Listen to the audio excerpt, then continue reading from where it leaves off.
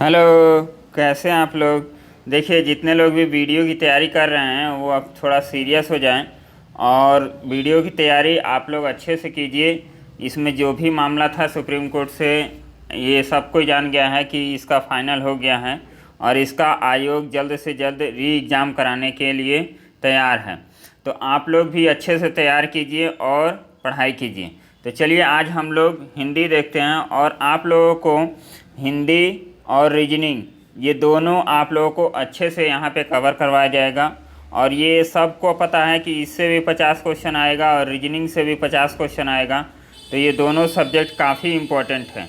तो आप लोग इन दोनों सब्जेक्ट को काफ़ी अच्छे से तैयार कीजिए और अच्छे से पढ़ाई कीजिए। तो चलिए हम लोग इसको देखते हैं। अब देखिए, हिंदी परिज्ञान एवं लेखन योग्यता, इसको हम लोग समझते हैं। इसमें क्या होता है, गद्यांश, ये इससे रिलेटेड है पहला क्वेश्चन। और आप लोगों के एग्ज़ाम में भी गद्यांश से क्वेश्चन आते हैं। तो सबसे पहले देखिए, गद्यांश को सॉल्व करने का तरीका क्या होता है। हम लोग सबसे पहले इसको पढ़ने लगते हैं, जबकि ये सबसे ख़राब तरीका है, ये अच्छा तरीका नहीं है। सबसे पहले आपको क्या करना होता है, क्वेश्चन को पढ़ना होता है कि क्वेश्चन क्या क्या दिए हैं। अब देखिए, इससे रिलेटेड 5 क्वेश्चन दिए हैं। पाँचों क्वेश्चन को हम पहले रीड कर लेते हैं। क्वेश्चन रीड करने में काफ़ी कम समय लगता है, तो क्वेश्चन पहले रीड कर लीजिए, उसके बाद आप पैसेज को पढ़िए। देखिए, ईर्ष्या का काम क्या है। अब यहाँ पे हो गया, गद्यांश में प्रयुक्त ध्येय का क्या अर्थ है। फिर अब ध्येय का अर्थ क्या है। फिर गद्यांश में ईर्ष्यालु व्यक्तियों की क्या होती है, इसके बारे में हमें बताना है। फिर अपव्यय का अर्थ क्या होता है। अब देखिए, अपव्यय, आप लोग शब्दकोश पढ़ते होंगे, तो अपव्यय का मतलब होता है फिजूल खर्च। तो आपको जो गद्यांश में 5 क्वेश्चन पूछे जाते हैं, उसमें 2 से 3, 1-2 क्वेश्चन तो आप ऐसे ही बिना पढ़े कर देंगे। तो आप लोग पहले कोशिश कीजिए कि पहले आप लोग गद्यांश के जो क्वेश्चन दिए गए हैं, 5-6 जितने भी क्वेश्चन दिए गए हैं, उसको आप लोग पहले पढ़िए, उसके बाद गद्यांश को पढ़िए। तो यहाँ पे देखिए, फिर गद्यांश का उपयुक्त शीर्षक क्या होगा। तो अब चलिए हम लोग गद्यांश को यहाँ पे देख लेते हैं कि किससे रिलेटेड हैं। अब देखिए, ईर्ष्या का काम है जलाना। अब यहाँ पे ये पहले ही क्वेश्चन था कि ईर्ष्या का काम क्या है, तो इसका काम क्या है, जलाना है। तो ऑप्शन नंबर सी हो जाएगा। फिर ईर्ष्या का काम है जलाना, मगर इसे पहले वह उसी को जलाती है जिसके हृदय में उसका जन्म होता है। आप भी ऐसे बहुत से लोगों को जानते होंगे जो ईर्ष्या और द्वेष की साकार मूर्ति हैं, जो बराबर इस फिक्र में लगे रहते हैं कि कहाँ सुनने वाले मिले कि अपने दिल का गुब्बार निकालने का मौका मिले। श्रोता मिलते ही उनका ग्रामोफोन बजने लगता है। अब देखिए, ग्रामोफोन बजने लगता है, इसका मतलब ये नहीं है कि यहाँ पे ग्रामोफोन बजाया जा रहा है। जैसे मान लीजिए कि एक पर्सन ए है और एक पर्सन कौन है, बी है। तो ये क्या है, किसी को भी देखता है तो लगता है कि उससे अपने जो भी उसके अंदर बैठी रहते हैं, जो भी उसके अंदर रहता है, जैसे भड़ास निकालना बोलते हैं, तो ये अपना सब बक बक बक बक करने लगता है। तो ग्रामोफोन बजने का मतलब यही है। अब चलिए और क्वेश्चन को देखते हैं। अब देखिए, पहला क्वेश्चन तो हो गया। अब ध्येय का मतलब आप लोग जानते ही हैं कि ध्येय का मतलब क्या होता है, लक्ष्य होता है। इच्छा नहीं होता है, आदर्श नहीं होता है, मूल्य नहीं होता है। तो ध्येय का लक्ष्य क्या होता है, ध्येय का अर्थ लक्ष्य होता है, एम से होता है, टारगेट होता है। चलिए नेक्स्ट क्वेश्चन देखेंगे। गद्यांश में ईर्ष्यालु व्यक्ति की प्रशंसा तो कभी नहीं की जाती है, स्तुति भी नहीं की जाती है, उपासना भी नहीं की जाती है। उपासना हम भगवान की करते हैं। तो यहाँ पे ये बी ऑप्शन आपका हो गया, खिल्ली उड़ाई गई है। फिर यहाँ पे अपव्यय का हम लोग जान ही गए। अब यहाँ पे देखिए, गद्यांश का उपयुक्त शीर्षक क्या होगा। तो निंदा नहीं होगा, अपव्यय नहीं होगा, ईर्ष्या से लाभ नहीं होगा। ईर्ष्या से कभी लाभ नहीं होता है, तो आपका आंसर क्या हो जाएगा, ईर्ष्या इसका टाइटल हो जाएगा। नेक्स्ट क्वेश्चन हम लोग देखेंगे। तो नेक्स्ट क्वेश्चन में क्या लिखा गया है, अधिकार में उपसर्ग है। अब उपसर्ग और प्रत्यय क्या होता है, इसको हम लोग बता देते हैं। देखिए, उपसर्ग का मतलब होता है प्रीफिक्स।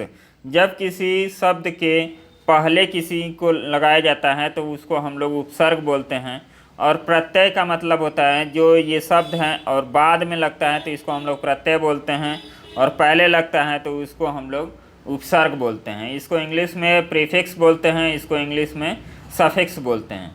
तो अधिकार में उपसर्ग हैं तो कर नहीं होगा, कार नहीं होगा, अ नहीं होगा। अब सबसे पहले अब इसका अर्थ जानते रहते हैं कि उपसर्ग क्या होता है। तो उपसर्ग पहले लगाया जाता है, तो ये नहीं होगा, ये नहीं होगा, ये नहीं होगा, आधी आपका क्या हो जाएगा, राइट आंसर हो जाएगा। चलिए, धार्मिक में प्रत्यय क्या है। अभी हमने बताया कि प्रत्यय क्या होता है, सफिक्स होता है और ये शब्द के लास्ट में लगता है। तो धार्मिक क्या है, अब क नहीं है, धर्म नहीं है, फिर मिक नहीं है, इसमें ईक है। ईक क्या है, प्रत्यय है धार्मिक में। नेक्स्ट क्वेश्चन हम लोग देखेंगे, आकर्षण।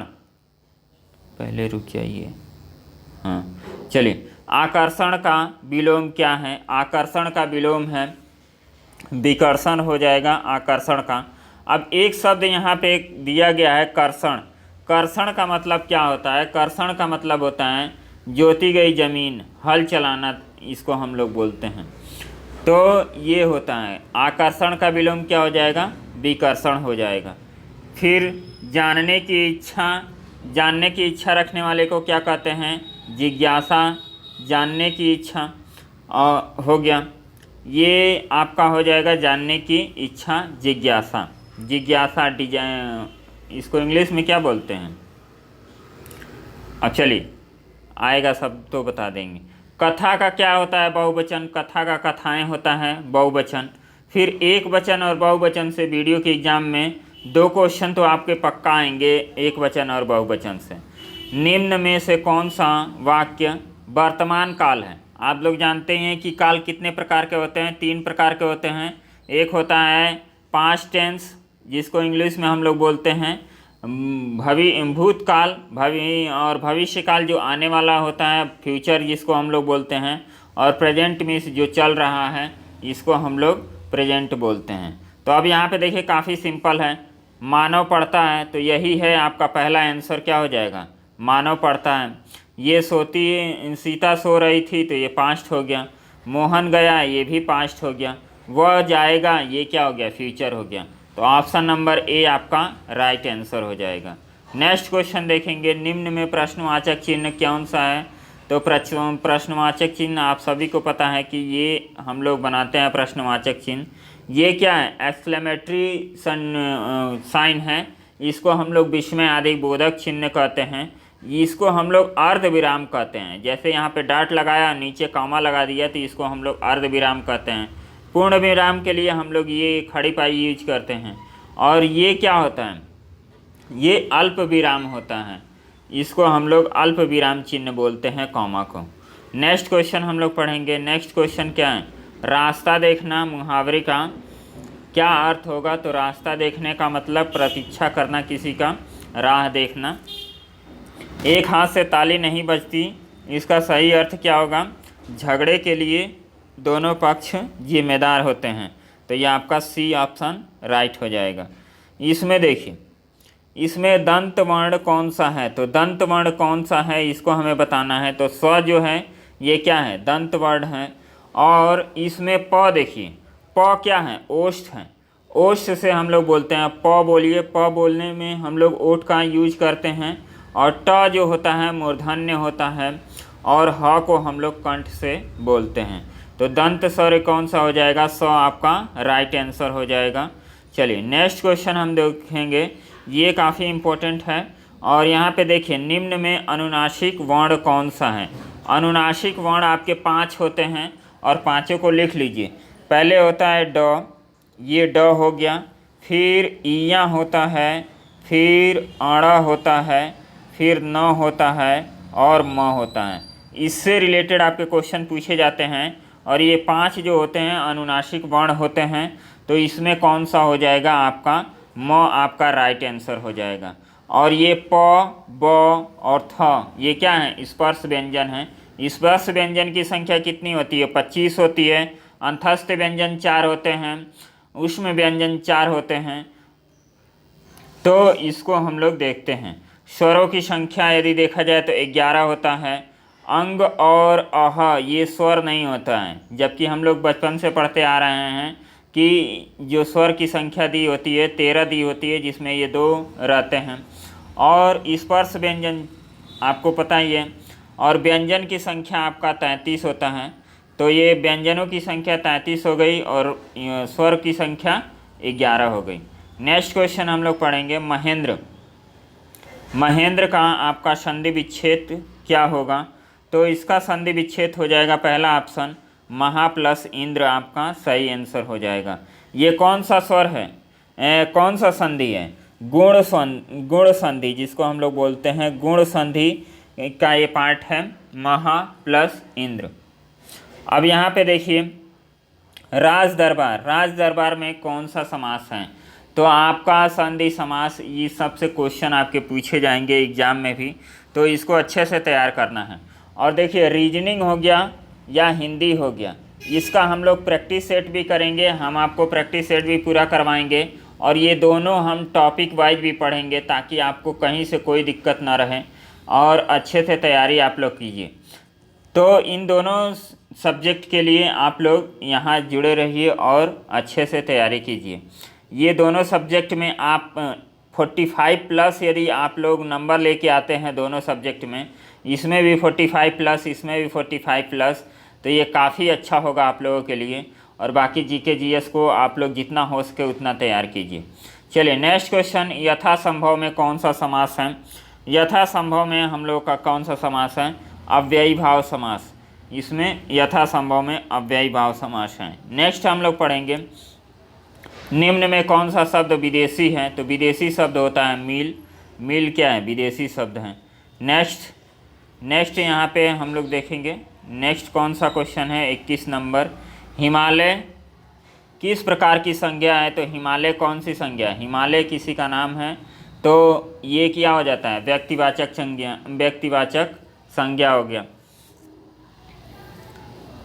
फिर यहाँ पे निम्न में प्रश्नवाचक सर्वनाम कौन सा है? तो प्रश्नवाचक जब क्वेश्चन पूछा जाता है कोई नहीं होगा, कौन होगा? प्रश्नवाचक सर्वनाम बोला है ना, तो प्रश्नवाचक सर्वनाम में क्या हो जाएगा? कोई आपका हो जाएगा। फिर यहाँ हम लोग देखेंगे ये संख्यावाचक विशेषण है, तो संख्यावाचक जिससे संख्या की काउंटिंग होती है, तो कुछ हो जाएगा आपका राइट आंसर।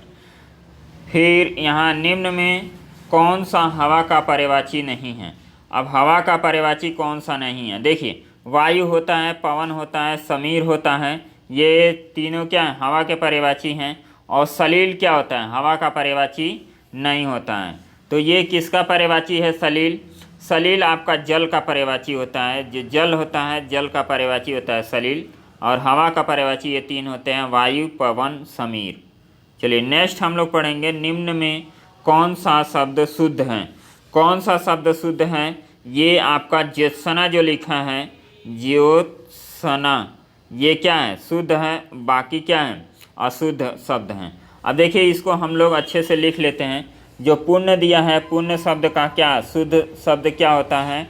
इसको हम लोग ऐसे लिखते हैं पुण्य। फिर उन्नति, उन्नति लिखा है तो इसमें क्या होता है? उन्नति ऐसे लिखा जाता है, ये छोटी की मात्रा होती है। फिर क्षमा जो लिखा है ये क्षमा ऐसे लिखा जाता है, क्षमा। चलिए नेक्स्ट क्वेश्चन हम लोग पढ़ेंगे निम्न में कौन सा शब्द अशुद्ध है? कौन सा शब्द अशुद्ध है, इसको हम लोगों को पढ़ना है।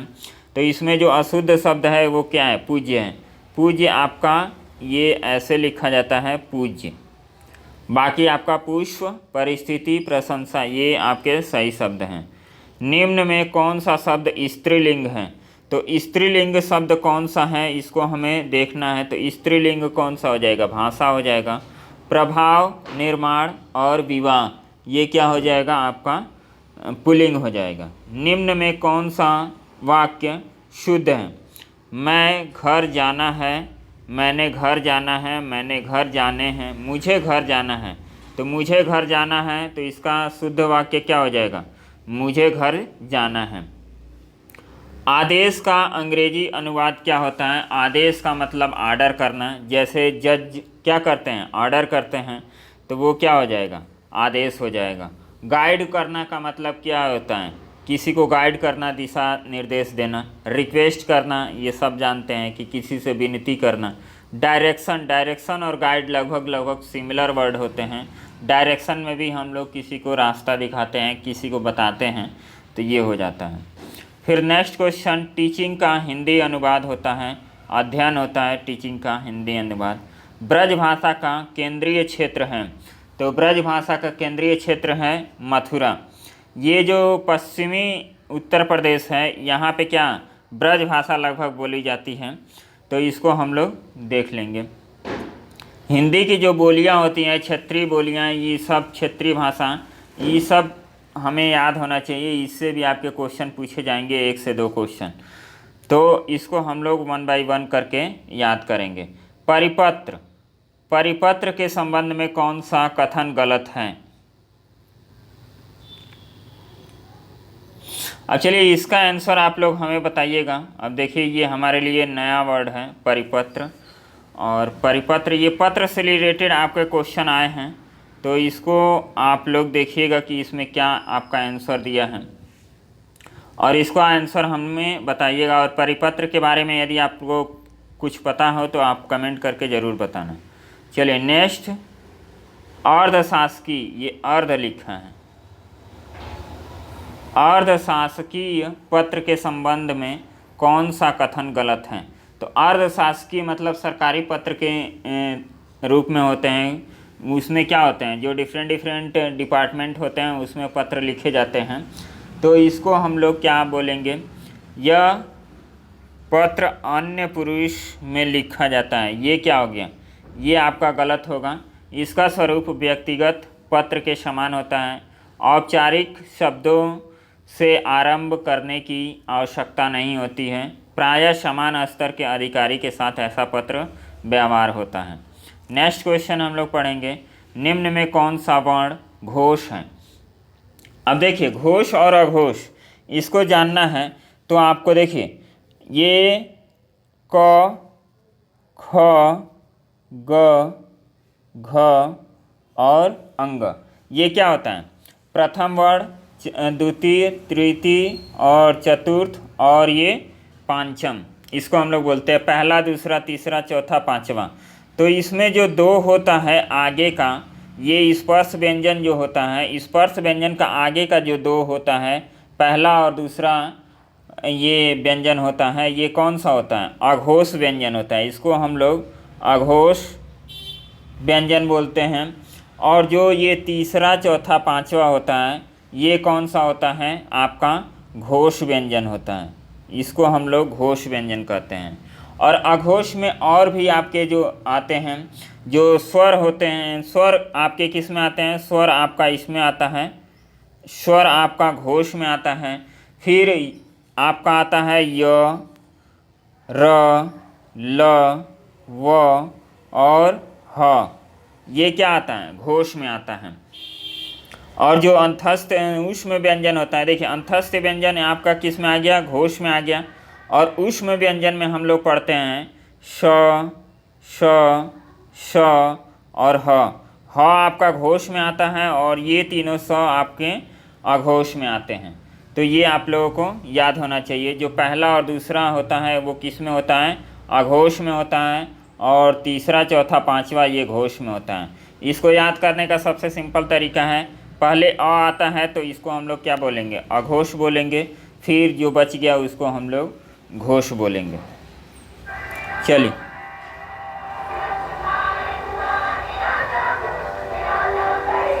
संहार का सही संधि विच्छेद क्या है? संहार का सही संधि विच्छेद होगा सम प्लस हार होगा।